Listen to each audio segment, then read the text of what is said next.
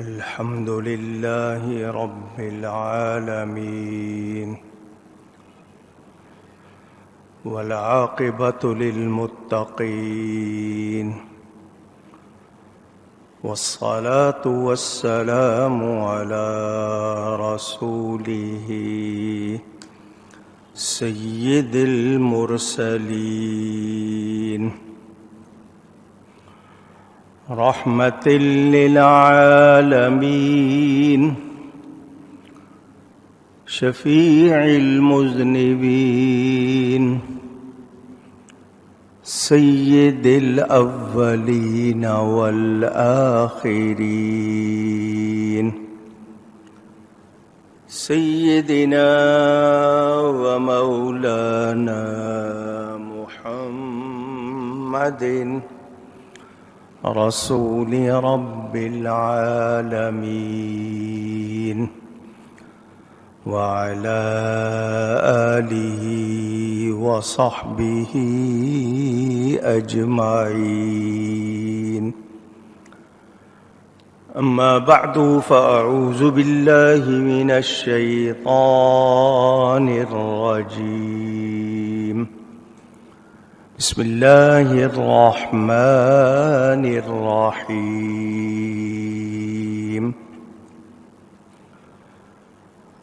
ويعبدون من دون الله ما لا ينفعهم ولا يضرهم، وكان الكافر على ربه ظهيرا. وما أرسلناك إلا مبشرا ونذيرا. قل ما أسألكم عليه من أجر إلا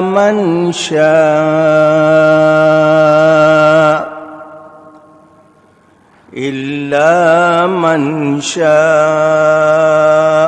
أن يتخذ إلى ربه سبيلا. وتوكل على الحي الذي لا يموت وسبح بحمده، وكفى بذنوب عباده خبيرا. صدق الله العلی العظیم. محبت کے ساتھ ایک مرتبہ دروشی پڑھ لیجئے. اللهم صل على سيدنا ومولانا محمد معدن الجود والكرم وآله وصحبه وبارك وسلم. الصلاة والسلام عليك يا رسول الله، الصلاة والسلام عليك يا حبيب الله، الصلاة والسلام عليك يا رحمة للعالمين، وعلى آلك وأصحابك يا شفيع المذنبين. حمد و صلات کے بعد قرآن کریم کی سورۃ الفرقان کی تفسیر آپ سن رہے ہیں. یہ بیان ہوا کہ من دون اللہ کے معنی ہیں اللہ کے سوا، مگر اس سے مراد بت ہیں. وہ لوگ جو بتوں کی پوجا کرتے ہیں،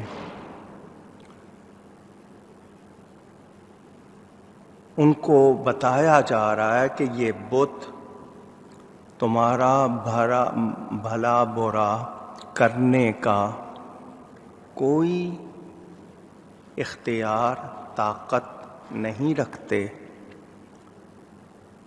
اور کافر اپنے رب کے مقابلے میں شیطان کی مدد کرتا ہے. اس حوالے سے یہ بتایا آپ کو کہ بتوں کی پوجا کرنے کا جو لوگ شغل کرتے ہیں، مظاہر قدرت کو پوجتے ہیں، اللہ تعالیٰ کو نہیں پوجتے، وہ لوگ یاد رکھیں کہ یہ بت سارے مل کر بھی کسی کے کوئی کام آ سکتے نہیں۔ میں نے آپ کو یہ بات بتایا تھا، یہ بات واضح کی تھی، بتائی تھی کہ ان بتوں کی پوجا عبادت کرنے سے کوئی فائدہ نہیں، اور ان کی عبادت نہ کرنے سے کوئی نقصان نہیں، بلکہ الٹا معاملہ ہے کہ ان کی پوجا نہ کرنے سے فائدہ ہے اور کرنے سے نقصان ہے۔ حالانکہ پتھر ہو، مٹی سے بنایا ہوا بت ہو، لکڑی ہو، لوہا ہو، یا مظاہر قدرت، آگ، پانی، چاند، سورج، ستارے،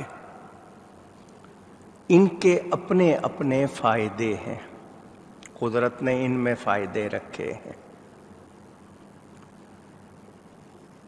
اللہ تعالی نے ہمیں کیا فرمایا ہے؟ یہ تمہارے لیے ہیں، تم ان کے لیے نہیں ہو، تم نے صرف اللہ کی عبادت کرنی ہے۔ یہ رب نے بنائے ہیں، پتھر بھی، درخت بھی، چاند بھی، سورج بھی، پانی بھی، آگ بھی، رب نے بنائے ہیں، یہ اس کی قدرت کے مظاہر ہیں۔ عبادت کے لائق صرف اور صرف اللہ تعالی کی ذات ہے، اس کے سوا کسی کی عبادت، پوجا، پرستش، ورشپ نہیں ہو سکتی۔ وہ لوگ جو یہ کہتے ہیں کہ من دون اللہ سے مراد اللہ کے سوا، اور اس میں وہ نبیوں ولیوں کو بھی شامل کرتے ہیں، اور یہ آیت پڑھ کے کہتے ہیں دیکھو یہ کوئی فائدہ اور نقصان نہیں دے سکتے، ان کو معلوم ہونا چاہیے اسی قرآن میں نبیوں ولیوں کی شان بیان ہوئی ہے، اسی قرآن میں بتایا گیا کہ نبی ولی اللہ کی عطا سے بہت کچھ کر سکتے، ان کو بھیجا ہی ہمارے فائدے کے لیے۔ اگر میں یہ سوال کروں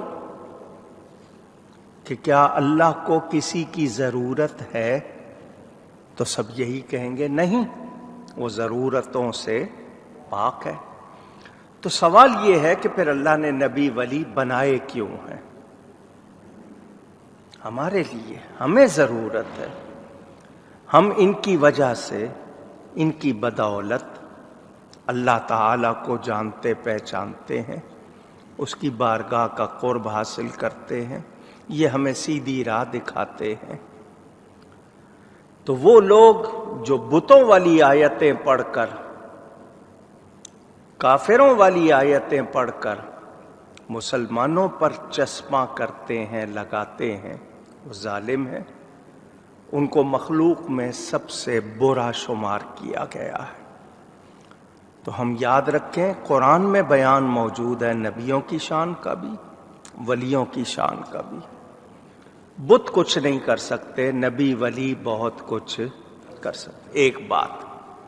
دوسری بات یہ کہ مشرکین بتوں کو پوجتے ہیں، مسلمان نبیوں ولیوں کو پوجتے نہیں ہیں۔ ہم نبیوں ولیوں کی تعظیم کرتے ہیں، اور تعظیم بھی وہ کرتے ہیں جو جائز ہے، جس کا حکم ہے، جس کی اجازت ہے، جس کی اجازت نہیں وہ تعظیم بھی نہیں کرتے۔ دو باتیں ہو گئیں۔ تیسری بات یہ کہ ہم اچھی طرح جانتے ہیں کہ اللہ تعالی نے ہماری طرف اپنے نبی پاک صلی اللہ علیہ وسلم کو بھیجا، وہ اللہ کے آخری نبی ہے، ان کے بعد کسی قسم کا کوئی نبی نہیں ہے۔ ان کی نبوت کا فیضان قیامت تک جاری ہے، یہ انہی کا زمانہ۔ اولیاء علماء نبی پاک صلی اللہ علیہ وسلم ہی کے دین کو پھیلا رہے ہیں، اسی کی خدمت کر رہے ہیں۔ تو ان نبیوں ولیوں کو اللہ تعالی نے ہمارے لیے بنایا ہے، تو ہم اللہ کے بنائے ہوئے ان لوگوں کو بتوں جیسا سمجھیں یا بتوں کو ان جیسا سمجھیں، یہ پرلے درجے کی حماقت اور نہایت گستاخی اور کفر اور شرک، اور پھر آگے کیا کیا باتیں نکلیں گی۔ تو وہ لوگ یاد رکھیں کہ نبیوں ولیوں کا مقام اللہ تعالی نے بتایا ہے۔ بتوں کے بارے میں اللہ نے نہیں کہا کہ ان کو پوجو، تو جو بت پوجے جا رہے ہیں یہ بھی قیامت کے دن کہیں گے کہ ہم نے ان کو نہیں کہا تھا، یہ تو بول بھی نہیں سکتے، نہ ان کے ہاتھ ہیں، نہ ان کی آنکھیں ہیں، نہ ان کی ٹانگیں ہیں، قرآن میں سارا بیان موجود ہے۔ تو یہ کسی کا بھلا یا برا کرنے کی کوئی طاقت نہیں رکھتے، یہ بت ہیں۔ اور کافر اپنے رب کے مقابل شیطان کو مدد دیتا ہے۔ یاد رہے، کسی کافر سے آپ یہ امید رکھیں کہ وہ آپ کو دین میں مدد دے گا، کبھی ایسا نہیں ہو سکتا۔ ہمیں منع کیا گیا کہ ہم ان کی دوستی اختیار نہ کریں، یہ ہمارے دوست نہیں۔ اس کے باوجود ہم کہیں کہ نہیں یہ ہمارے دوست ہیں، تو پھر یہ ہماری ناسمجھی، نادانی ہے۔ کوئی کافر کسی مسلمان کا دوست نہیں۔ باقی دنیا میں جان پہچان ہو جانا، رسمی معاملات تجارت کے یا دوسرے، تو اس میں آپ ان کو اپنا دوست، جس معنی میں دوست کہا جاتا ہے اس معنی میں دوست نہیں ہو سکتے۔ حضور صلی اللہ علیہ وآلہ وسلم اللہ کے نبی ہیں، اور نبی کے بارے میں قرآن نے بتا دیا، یہ اپنی مرضی سے اپنے ہونٹ بھی نہیں ہلاتے، ان کے ہونٹ کب ہلتے ہیں؟ جب ہماری وحی ہوتی ہے۔ یہ بیان بھی واضح ہو گیا۔ تو نبی کریم صلی اللہ علیہ وسلم سے جو دین ہم کو پہنچا ہے، ہمیں اس پہ قائم رہنا ہے۔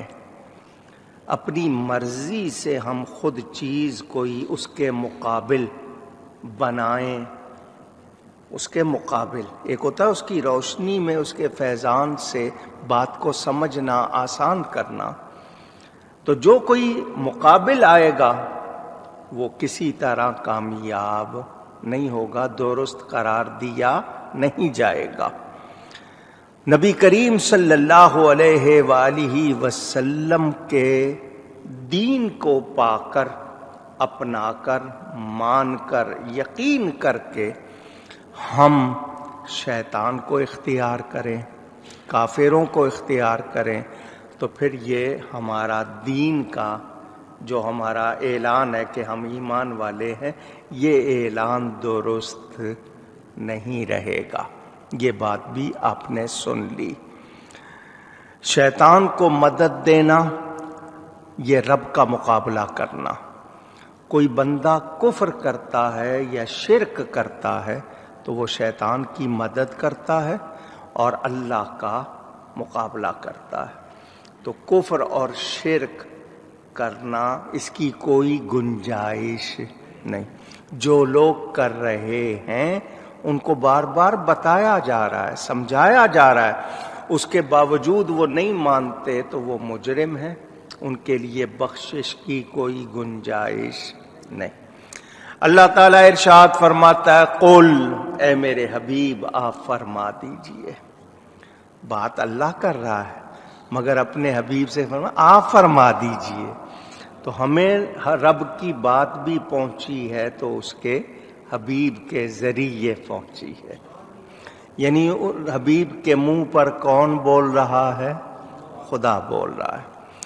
قل ما اسألكم علیہ من اجر الا من شاء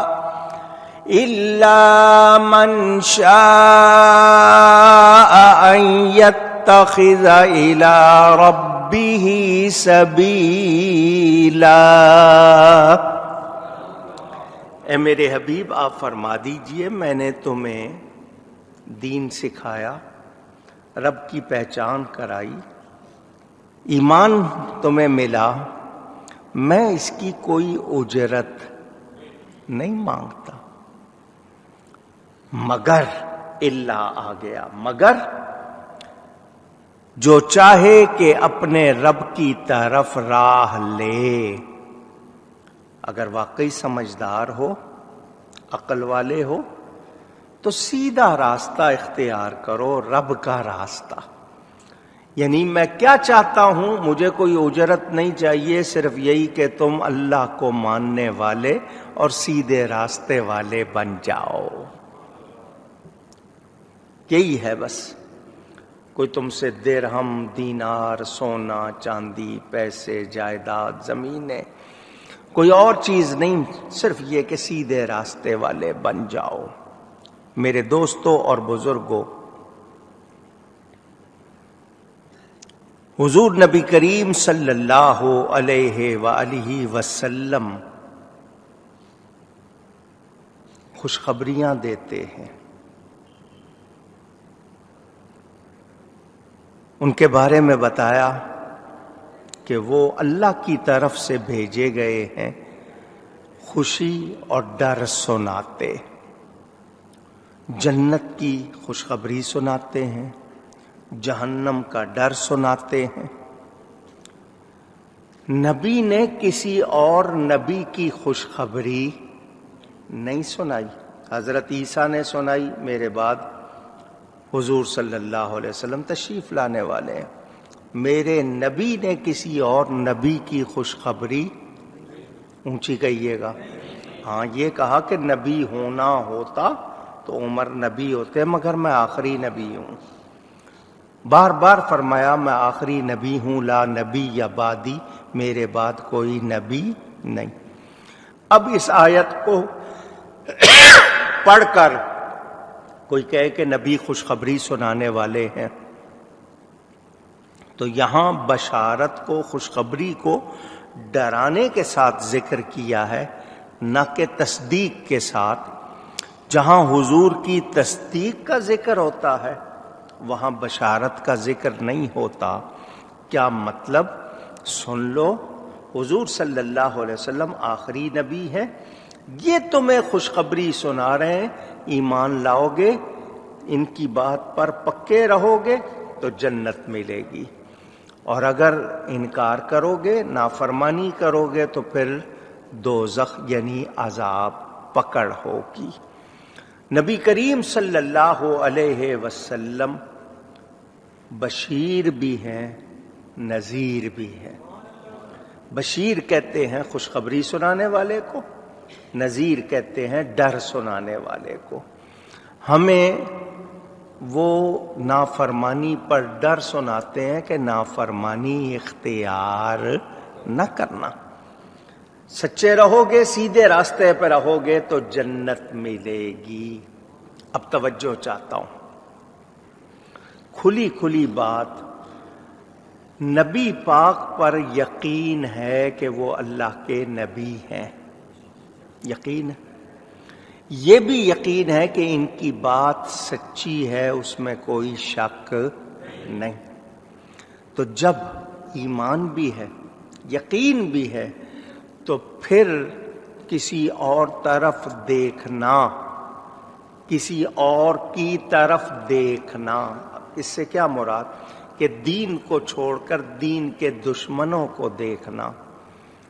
نبی پاک صلی اللہ علیہ وسلم، ان کے آل و اصحاب، ان کے پیاروں کو چھوڑ کر ان کے دشمنوں کو دیکھنا، کافر اور مشرکوں کے بارے میں یا غلط عقیدے والوں کے بارے میں کوئی اچھی امید رکھنا، تو بتائیے یہ نادانی ہوگی یا نہیں ہوگی؟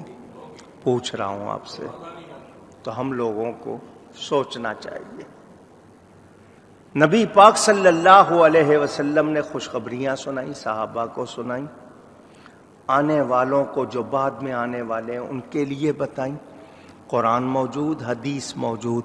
اب اس کو چھوڑ کر یہ کہیں کہ نہیں جی فلاں ملک، فلاں قوم، فلاں برادری، تو اس کی گنجائش نہیں ہے۔ سچے دین پہ رہنا ہے، اور نبی نے مانگا کیا ہے؟ اور کچھ نہیں مانگا، کوئی اجرت نہیں، صرف یہ کہ سیدھے راستے پر آ جاؤ، رب کے راستے کی طرف آ جاؤ، رب کی راہ اختیار کر لو تاکہ تمہارا بیڑا پار ہو جائے، تم نقصان میں نہ رہو۔